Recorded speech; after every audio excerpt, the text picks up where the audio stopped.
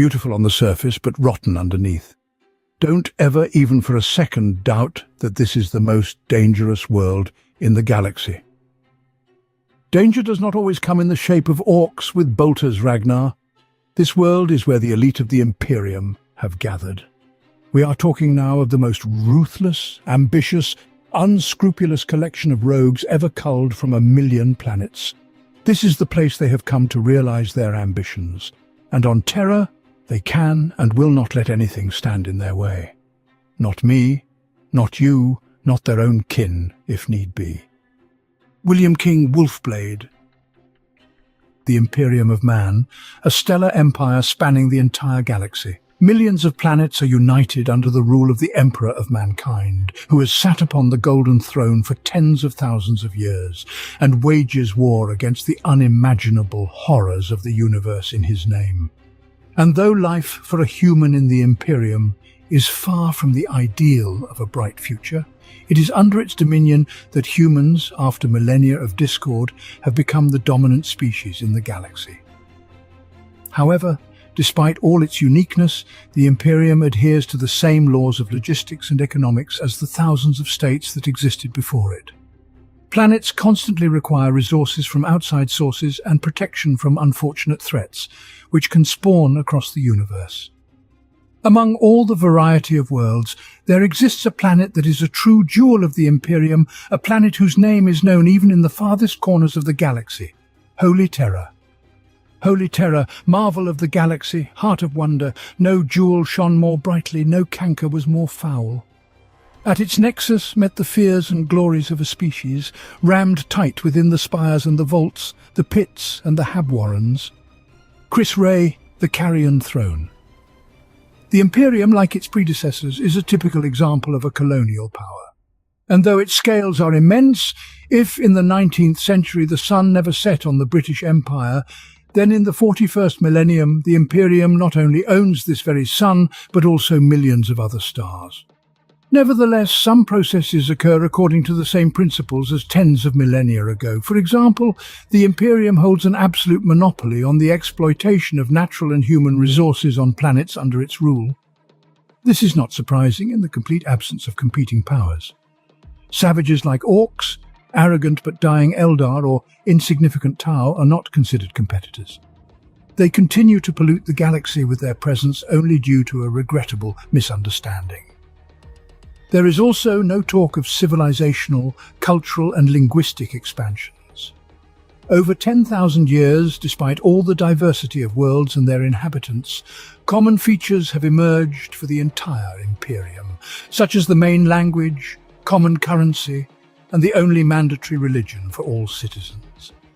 Like its predecessors, the Imperium has its metropolis, Terra, the cradle of humanity.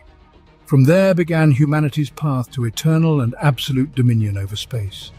It was from there that the first colonist ships set off into the Dark Ages, and it was there that the Emperor began his crusade.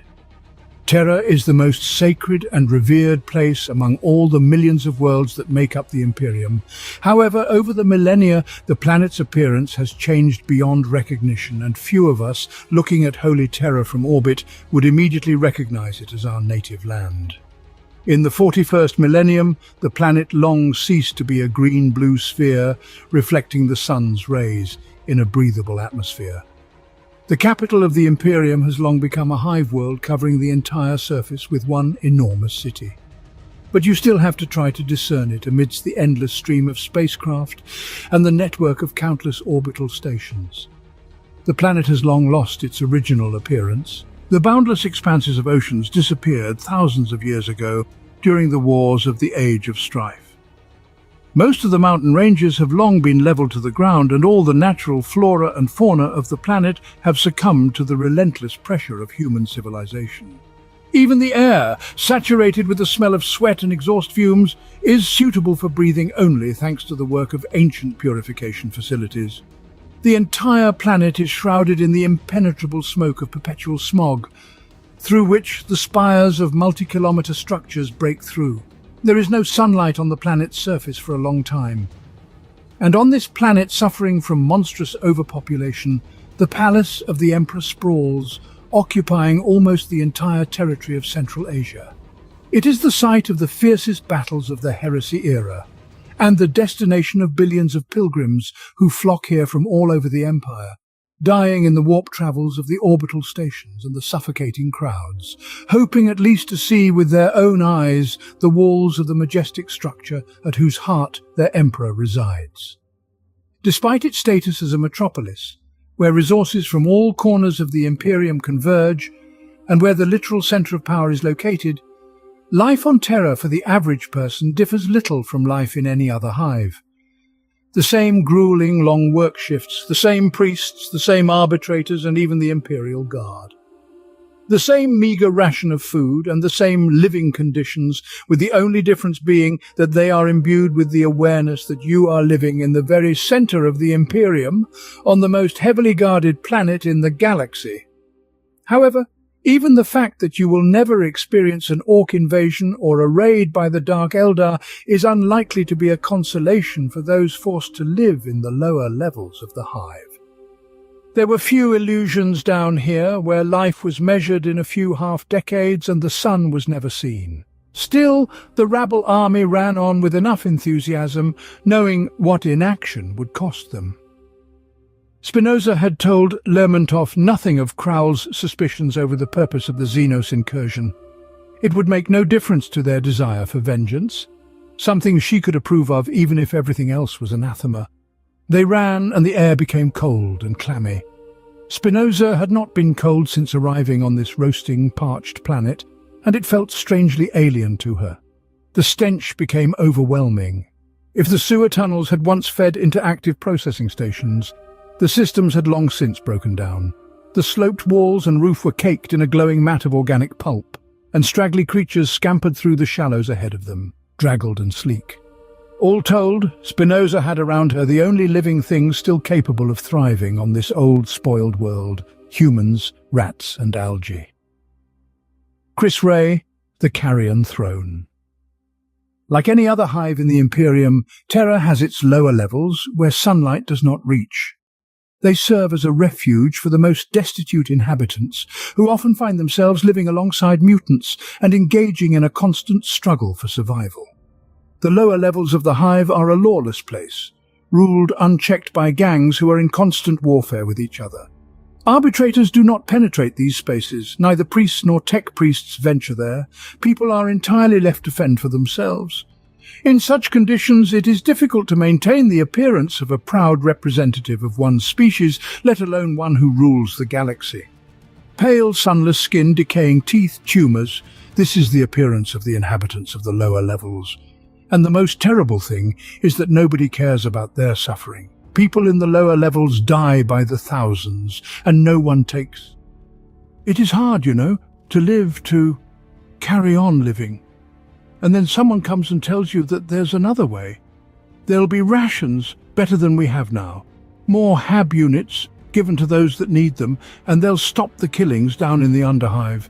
They'll send arbitrators down there, and they'll stop the ones that hunt us. You know that we're hunted? Of course you do. They find the bodies all the time, and no one does anything. They never have. Chris Ray, the Carrion Throne.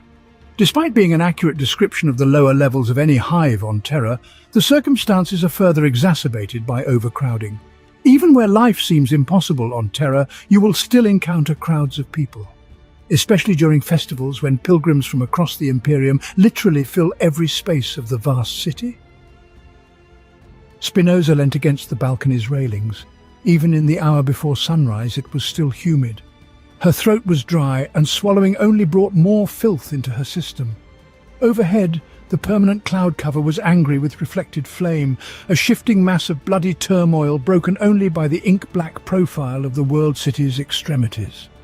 Far below her, the causeways were now entirely occupied with teeming crowds of pilgrims, roaring out their devotion in increasingly frenzied tones. They knew that time was running out. If they were still languishing in Salvatore by now, then they had little chance of fighting their way anywhere close to the palace approaches in time. Most of them did not know the way in any case. If given no guidance, they would soon wander into oblivion, dropping off the face of the world and into one of its many pits of forgetfulness. Chris Ray, the Carrion Throne. Certainly, even in our time, life in an impoverished area is not the most pleasant thing. However, Terra is not entirely composed of such areas. Those fortunate enough to secure a job within one of the Adeptus Terra structures can boast of much more comfortable conditions several hundred floors above. For all that vast crowds of people forever made their way across the causeways and transit lanes, the majority on Terra never once left the enclosure of their own giant spires over the course of an entire lifetime. They would be born in the industrial natal units, ripped from their mothers at the earliest opportunity to be sprayed with disinfectant and branded with time and location stamps. They would be educated in the Spire's indoctrination units in classes 500 strong, where priests and scholars bearing electroprods would bellow out the lists of the fallen for memorization and impress the sacred trinity of fears, the alien, the heretic, the mutant. At the age of 10 standard, most would be assigned work details, taking into account any particular aptitude, a position in low-level manufactoria, food tank processors, engineering squadrons, or refuse collection. The more gifted would be given assignments in the Spire's myriad security and control organizations, or service the Tower's colossal internal life support systems.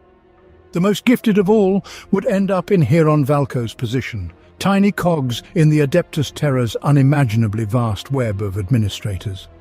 Many more again would fall between the cracks entirely, living a precarious life in the grimy shadows, feeding on the unwary, hunted by the overburdened arbitrators, an existence little better than that of the beasts which had once shared Terra's poisoned biosphere. No matter their station, when death claimed them, their bodies would be taken down into the furnaces, the organs extracted, and the hair stuffed into sacking, and the rest fed to greedy flames that never went out. Their eyes, now floating in preservation vials and dispatched via servitor to recycler apothecarians, would never have seen a sunrise unfiltered by dirty plexiglass. Their skin would never have felt the brush of the world's wind. Their ears would never have been free of the endless hum of the Spire's engines and its forges. Chris Ray, the Carrion Throne. Although the inhabitants of Terra, who can be considered middle class, are infinitely far from the residents of the lower levels, they still have to cope with the same problems caused by overcrowding as their less fortunate counterparts. The hive itself is far from the most comfortable place in the universe. Those who are forced to live in the very center of the toxic smog cloud more than confirm this rule. Of course, it would be foolish to deny the obvious advantage of civilization. The residents of the middle hives are under constant protection of the arbiters, and they are not bothered by mutants. The food ration is significantly different from that in the lower levels in its consistency, but along with it come far from pleasant aspects of Imperial citizen life. Journeymaster Adjuster Holbeck padded down the winding passage towards his personal chambers, feeling the effects of a 20-hour shift prey on his aging constitution. His belly flapped across an overtight belt, his soft-soled shoes slipping atop polished stone flags. Pseudo-flames guttered low in framed candelabras, an antique touch of nonsense that the Chartist guilds were fond of preserving in their private sanctums. Through narrow mullioned windows he could make out the night glitter of the Eternal City running west, luminous under low-hanging cloud banks. There was no moon. There was never a moon, not unless the rad blooms higher up broke apart for a moment, gifting the terrestrials a fleeting look at the skies that had once been the species' inspiration to break out into the void. He reached his chamber and absently tapped the 9-digit cipher into the door slot. A micro-needle punched a minuscule incision into a pudgy finger. The analytical cycler's whirred and the lock lumen winked green. He pushed against the brushed steel surface wearily, and it slid to reveal a cramped and semi-lit interior. Holbeck lurched inside, throwing the day's tally scrolls onto a low sideboard. Dirty windows on the far wall offered a privileged vista of the nightscape outside. A landscape of jagged spikes, studded with lurid points of light from hab lumens, search beams, furnace plumes, and the glowing swarms of air traffic, all set against the stained churn of the ever-moving thunderheads. The air was hot, humid, like the breakpoint before a storm, except that those clouds never broke. They just boiled and shifted, hemming in the heat, wreathing the world below in a gasping clutch of desiccation. He was sweating, and he poured himself a long drink refiltered water, laced with pure alcohol, flavoured with synthetic cardamom. Then he went over to a long couch, the leather real but patched, the steel frame speckled with rust. As he sank down onto it, the joints squealed and the coils sagged. He looked over his apartment, high up on the spire's western flank. It was a privileged position by most standards, but not as high as he'd have liked. Not up into the opulent levels where the air was scraped through filters to excise the grit and the floors were cooled, and there were living plants, watered from cisterns that the parched multitudes below could have survived off for a year. Chris Ray, the carrion throne.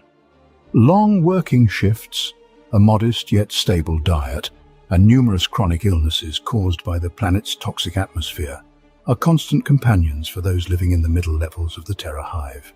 This is how the majority lives. By Terra's standards, such living conditions are considered quite acceptable. In a world where familiar streets have long been replaced by endless narrow corridors and elevators, and people are forced to squeeze into cramped residential modules measuring just a few square meters, few can afford any luxuries. Only if that person is one of the most important and respected servants of the Emperor. Both wolves pulled themselves out. Ragnar studied his surroundings carefully. They were in a massive atrium. Far overhead, an armor-glass ceiling allowed natural light to play down into the hall. From where he stood, he could see countless balconies rising up the inside of the building. In each wall was a massive, translucent elevator shaft. Although Ragnar knew this place could not be nearly so massive as the Fang, it felt as if it was, and it was disorientating to a newcomer. While the Fang felt like a base of battle brothers, this felt more like a bazaar. Humans from all over the civilized galaxy thronged the place. He could see catechans in green silk and pale Boreans in robes of whale fur. There were metal-armored men from the forge worlds of the Talian Rim. One incredibly obese man reclined on a suspensor palanquin while two beautiful naked girls fanned his shaved head, and sweating servants pulled him through the crush. Retainers in the elaborate uniform of Belisarius passed everywhere on their errands. Many possessed bionic eyes and prosthetic limbs. Some were armed. The building was the product of a great artistic endeavour. The walls were carved with frescoes. Gargoyles clutched glow globes in their talons. Saints radiated light from their halos as they perched on platforms above the throng. Closer inspection told Ragnar that some of the statues had televisor eyes. He could see that a great deal of business was being conducted here. Niches in the walls led into halls from which came the sound of haggling and bargains being struck. Goods were traded for other wares. Future contacts were being exchanged. Agreements about the use of ships and fleets and navigators were being made. William King Wolfblade. High-ranking officials of the Administratum, respected officers of the Imperial Guard, members of navigator families and leaders of Adeptus Terra divisions, all of them can afford to live in the cleanest and most luxurious districts of Terra. Typically, these districts are the upper levels of the hive. However, even the highest floor from which you can see the walls of the Emperor's palace will be valued much more than a similar floor on the other side of the planet. Nonetheless, in most cases, the wealthy and influential people of Terra have made considerable efforts to distance themselves as far as possible from those less fortunate. However, as is often the case in the real world, such material prosperity inevitably comes with a plethora of problems and dangers associated with its possessor. Constant intrigues, assassination attempts, and the risk of attracting the attention of the Inquisition. This is the harsh reality of any high-ranking citizen of the Imperium. In this regard, Terra differs from other worlds only in scale. Because even if you are fortunate enough to find yourself among those who have found a place within the walls of the Emperor's palace, you will be horrified to discover that all these underhanded games have now taken on truly galactic proportions. However, the Custodes and the Inquisition know their business well, and the situation within the palace walls never escalates beyond what is permitted. Essentially, Terra is a concentrated embodiment of all aspects of the imperial way of life, magnifying all the problems of large cities to the absolute. However, even on this planet, disruptions occur in life. And although little can surpass the battles of the Horus Heresy or the downfall of Gurgivandira, every year the inhabitants and leaders experience a special event. A few insane days that paralyze the entire planet's work, finally stopping the already dense flow of transportation and overloading all communication channels. The Sanguinala comes to Terra. On that day, once every solar year, the numbers swelled beyond reason, and the pilgrims crammed like cattle into the feeder stations, clawing at the gates and screaming at the guards to let them in.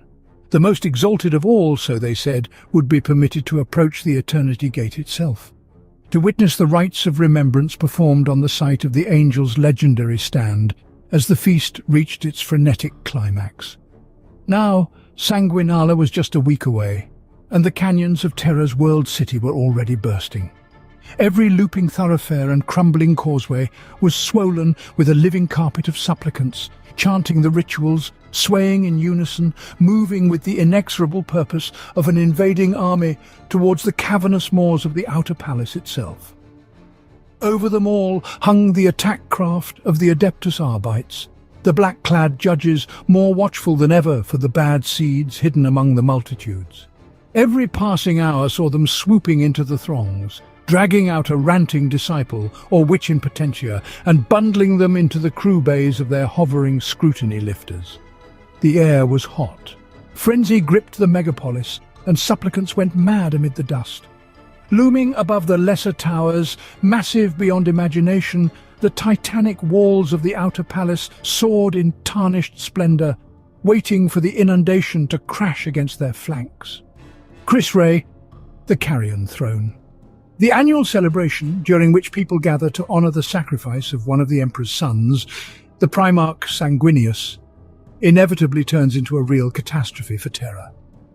Billions of pilgrims arriving on Terra from all corners of the Imperium literally fill up all the already limited free space, and only a few of them will succeed in reaching their goal. And although this celebration is one of the main events and is celebrated throughout the galaxy, for the native inhabitants, it only means even more work. After all, this entire crowd needs to be controlled, requiring almost as many people as there are pilgrims themselves. But even so, by the end of the celebration, the situation always becomes critical. The pilgrim columns below them had swelled into a living ocean of red-robed humanity, surging up from the moor gates and out onto the greater avenues immaculate, teeming in their millions, filling every scrap of empty rockcrete, and marching forth in dirty, swaying ranks. There were far too many to count, far too many to halt, a host of the devoted dredged from every backwater world in the Imperium of man, and hurled into its heart of tarnished gold. They were dying in their droves, even now, suffocated by the press of bodies, parched and withered from months without adequate food or water, bloated with contagion from the passage in stinking void hulls. But still they tramped onwards, crying out for salvation, swinging the regulation blood lanterns they had paid their last coin to obtain, gasping out hymns to the sacrificed before their strength gave out and they were trodden underfoot by the thousands coming on behind. The arbitrators could only watch that progress now, hovering high in their Raptor crowd suppression gunships, powerless against the current of blind fanaticism that surged onwards and inwards. Millions of troops from the Astra Militarum regiments had been mobilized to line the high places, all standing in ranks 5 deep. But they could all have emptied their lasgun power packs 10 times over and made little more than a dent in those numbers. Chris Ray, the Carrion Throne. What can be said when in the final days of the celebration even the Inquisition cannot effectively use its communication channels, and even the custodians, the Emperor's personal guards, cannot overlook this event? Terra undoubtedly is the center of imperial power, a planet where streams of ships from across the galaxy converge and where countless people strive to reach. However, like everything in the Imperium, by the second millennium of the 42nd century, Terra is a quintessential example of the Warhammer 40k universe, characterized by absolutism and hyperbole. The planet produces absolutely nothing, as all its resources have long been depleted, and no new buildings have been erected on it for 1,000 years, simply because there is no space for them. People here are just cogs in a vast machine, like on any other planet. Terra has long ceased to be the cosy home for the human race as we know it today. In the 42nd millennium, the planet much more resembles a tomb encased in steel and shrouded in the perpetual smog, where the ancient legacy of human intellect is sealed away, long forgotten by anyone. After all, people here simply don't have time to remember it. They are too busy in their continuous service to their ruler. This is Terra, where when you receive a gift, you must always be ready to give something in return. That's the end of my story. I'm a bit old for all these complicated names from the Warhammer 40k universe, so if I've got the pronunciation wrong somewhere, please let me know in the comments. I'll keep it in mind for my next videos.